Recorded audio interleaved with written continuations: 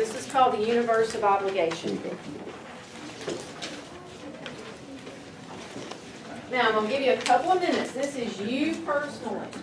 Okay, this is the way this works. The innermost circle is the things that are most important to you personally. Like if you look at these directions, a circle of individuals and or groups for whom you feel responsible, whose rights you seek to protect, and whose injuries call for amends. The inner circle should include those people for whom you feel a strong responsibility. Can somebody give me an example? God. Maybe your mom or your mom, dad, okay, your family, okay? As the circles move outward, the level of responsibility for people decreases. Okay, so I want you to do that real quick. I want you to think about inner circle. Who do you feel responsible for? Or who do you feel a loyalty or a responsibility to? And then you may have other relationships that are important, but maybe not so strong as that inner circle. So go ahead and do that.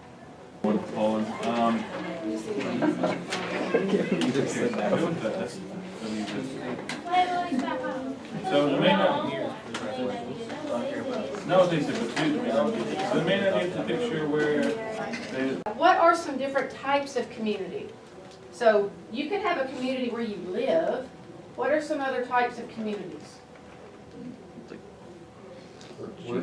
Work community, like colleagues. I feel like the people I work with, some of them are like family. I feel like that other people here are a community. What else? Church, good. Church community. What else? You said teammates a while ago. That's a community, a team of people. Now I want you to start thinking about that community, whatever community you're thinking about, and I want you to think, what could make that community break down? In your head, think about that. What could make your community break down? Or what could make things start changing in that community? Keep that in mind, okay? What we're about to do, actually before we do this, I want to show you a really short video segment. It's about 5 minutes. And it comes from this exhibit, this online exhibit from the museum. If I had to sum up what this is about today, what it's about is how the Holocaust unfolded in different countries. Because what's the assumption a lot of times when you start talking about the Holocaust? It happened where? Germany. Okay? And what's the assumption a lot of times? Who did it? Who caused it? Hitler. Good. So we're going to start looking at, though, in all of these places where the Nazis went in and invaded and occupied places, how the Nazis would not have been able to do what they did if they hadn't had a wide range of helpers. All right, I want you to keep that in mind. Okay? Think about those communities that you just had in your head while you watch this video. All right? What are some of the choices that were made just from those little short segments that you saw in there, especially from the people talking about what happened to them? What kind of choices were people making or even not making? They were turning over their neighbors to They were turning over their neighbors, best friends. Well, when I watch this, a couple of words come to mind when I think about how they're trying to describe how they felt, especially when they said, I thought we were friends. betrayed. Betrayed. That is the perfect word. That is the perfect word. Have you ever in your mind thought, I thought we were friends? The story about the man who said, think about this survivor. I think he was in Yugoslavia. He said, still one of the worst memories I have, even with all the things that he went through. What was the worst memory he still has? He said, it's one of the nastiest memories I have. Remember seeing his video? when he was going to leave to start the journey to the east, and all those people were lined up at the stairs to wait their home. All those people, who were all those people? Their Their neighbors. Their neighbors. What I want you to do now is each of you, each group has 2 photographs. Do you see them? Lay those out in the middle. You've got 2 photographs. You've also got 2 descriptions, or you've got a description of those photographs. Find the captions.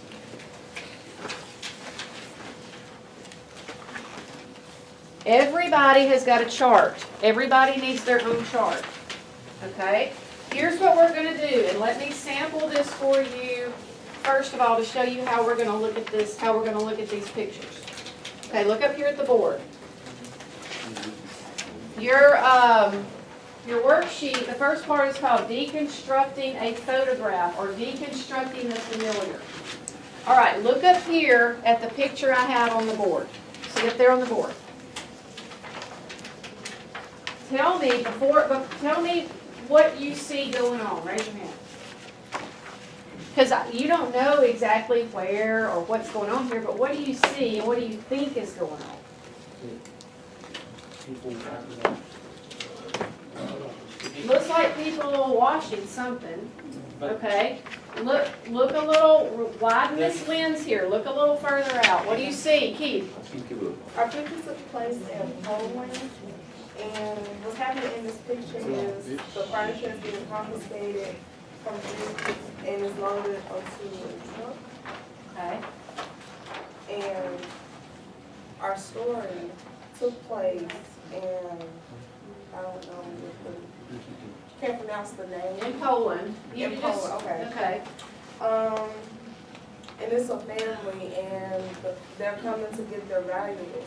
So he chose not to steal, and because if he was to steal, the farmers would hunt them down, and instead of giving up their valuables, they hid it in a garden. And they took some of their valuables to this guy. His name was Leo. Yes. And he fed them and yeah, took them. Okay, so what kind of choices did Leo make? To take them in. He took them in. What else did he do? To hide them. He hid their valuables and he fed them, right? So those, what could have happened to Leo? He could have been killed. His family could have been killed for helping Jewish people. But Leo chose to do the opposite, okay? That was an individual choice. Tell us about your story, your transcript. It was in Czechoslovakia, and this Jewish man asked his friend if he could spend the night at his house because he was too afraid to spend the night at his own house because he thought the police were going to come in and take him during the night. So his friend said yeah, and so he slept on the kitchen table, and then about 6 or 7 in the morning, he was woken up by the police, and he was taken away. And he was like, well, how'd you know I was here? And he said, well, your friend came to us and sold you out so he could be paid in sugar. Yeah. So the friend, what kind of choice, individual choice, did this supposed friend make? He made the choice to be paid or keep his friend, and he decided to be paid. Exactly. All right. That's an excellent, this group did an excellent job. Good. Good job. Good summary of that story and good summary of that photograph. Okay? He's from Sabatica, Yugoslavia, Okay? and he was talking to the interviewer saying how he was being taken away from his home. He remembers leaving and just seeing all these people that were waiting to ransack his house, and they just started cursing at them and spitting at them. And then later, when they came back, they found out that their cook had gone in and taken some of their stuff so that she could save it for them when they got back. Okay. And she handed it back to them. Now in this story, I think there are 2 opposing choices going on here. What were their neighbors doing? They were stealing. Yeah, just stealing from And spitting and yelling and mistreating them. What did the cook do? She came in and tried to save as much of their artwork and their more valuable things as possible. Okay, good. So different opposing choices, right? Okay, good job. Excellent job with this group. All right. The story was about, it was a guard, and it was a Jew boy, and he used to call him to used to call him to his office and act like he was yelling at him, but he was actually feeding him food. Okay, so the guy that was calling him into his office, what was his, he was a guard, he was a policeman, right? Okay, and so the young Jewish guy, they were prisoners. And so the cop, how often did he start doing this? Twice a week. So twice a week, he would bring the young Jewish guy into his office and pretend what? To yell at To him, be yelling at him when he was really feeding. secretly feeding him. So what kind of choice was that? One, to be a risky, and it was a choice to not be part of what was going on. Not be part of what was going on. Can you imagine the policeman? What could have happened to him? He could have killed him. Yeah, they were the ones that were really supposed to be what? Helping the Nazis, right? Yeah, okay, good job. Okay, y'all did a great job on that. So let's wrap this up. I want to wrap it up really quickly. I want to show you a really quick, maybe a 3 or 4 minute video segment. I think Brian got to say something. No, that's okay, we don't have time. I'm sorry, we've run out of time here because I want to be sure you see this video. So sit tight real quick. Sit tight. What do you think? How could we wrap up a lesson like this? Because we had Hungary, Poland, Germany, Latvia, Ukraine, Lithuania. What is the point of this lesson? What am I trying to get across to you? Corey. Brian said that it just wasn't the German people who participated. Wasn't just the German people who participated in the movement. That is the point I'm trying to get across to you. People, individual citizens made what? Choices. That's the point I'm trying to get across here. Think about some of those, especially from the personal stories that were being told. I mean, who were some of the people they were talking about? Their best friends. Friends, neighbors. Every time I see this, I get the same, I guess, explanation or what I think explains what they're talking about. What word could you use, do you think, that would sum up maybe some of the emotions? Everybody says the word betrayed. They felt really betrayed, didn't they? What about if we don't even start naming specifics? You see people cleaning the streets. People What standing about the around, people just around? watching them. People standing around watching. Look at the outer fringes of some of these photographs, and I want you to get used to doing They're that. holding hands right there, like unity. Okay, maybe unity, To keep them from leaving. or maybe to kind of form a circle around them. Maybe, okay? So they Who do you think those people back there are? What? Germans. I feel like they're blocking them. I feel like they're like making. Maybe blocking. We don't know yet where they are. We don't know if they're Germans. We don't know where this is. But, you know, for example, what kind of clothes do they have on? Yeah, like Wear long clothes.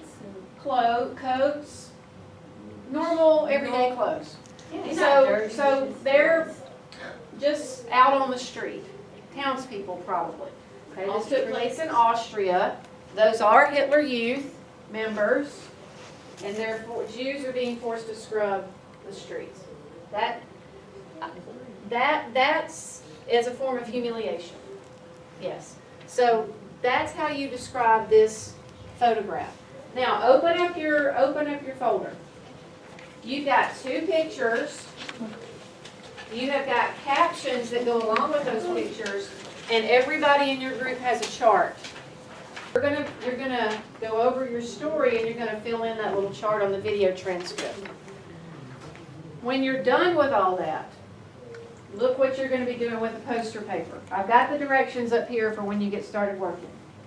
Your group's gonna choose one of your pictures, you decide, on your poster paper. You want to do it like this group? They kind of split it in half, and on one side they're going to talk about their photo, and they put where it took place, what's going on in that picture. All right, because when your group comes up, you're going to tell me which picture you want to use. I'm going to put the picture up there, and you're going to kind of explain it to the class. Okay? On the other side of your poster paper. You're gonna talk about your video transcript story. Location, where it took place. Give us a real brief summary of what happened in that story. But the thing I want on here, I want individual choices. What choices were made in your story? Some of them were good choices. Some of them are gonna be bad choices. Okay? So get going. Tell us about your story. Okay, our story, it took place in, I think it's pronounced Juloa, Okay, in Poland. okay, in Poland. It was the Nazis' fault, and, because, again, the Jews can have assets and belongings. And the story, the narrator talks about their father had a friend who, their friend's name was Leo, and the Jewish family had to trust Leo to protect them and take their possessions and their fate, and he would hide their stuff for them, and he also fed them as Right. well. Okay. And he decided to honor their trust and help them. Good. So this was a good, positive choice that Leo made, Yes. right? Okay, good. Group 3. Okay, which photo? This one? Okay, come on. Group 4, be getting ready. Okay, Marcella, tell us about this picture right here. What country was it? Where did this take place? Germany, okay. And all the Jews, they had to leave all their personal belongings and valuables behind. So this is where they were auctioning off all the things that they had taken out of the Jews' house that were of any value. Good, so they're auctioning them off. Who's buying them? Who do you think all those people are? Citizens. Citizens, so they're, all the Jews' personal possessions are at auction, and these people are hoping for what? What do you do when you go to an auction? Bargain. A bargain. They're bargain shopping. Okay, tell us about your story. The story is about a man in Czechoslovakia that he goes to his friend and asks if he can sleep at his house because he was scared. But his friend goes and tells the police that he's there, and the police come and take him. Okay, now, important, one little detail.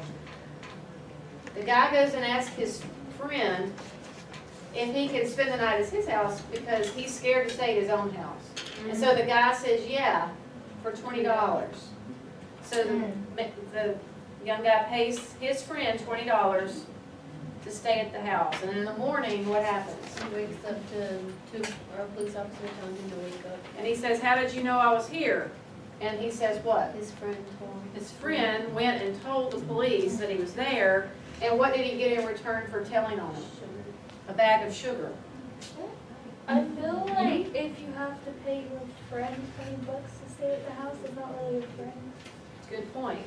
That's a pretty good point. Okay, good job. Okay. Then in our story, it took place in Poland. The rescuer, he was he was portrayed as a perpetrator, but he really wasn't. He was actually a rescuer. I don't know how to say his name, but he was an officer.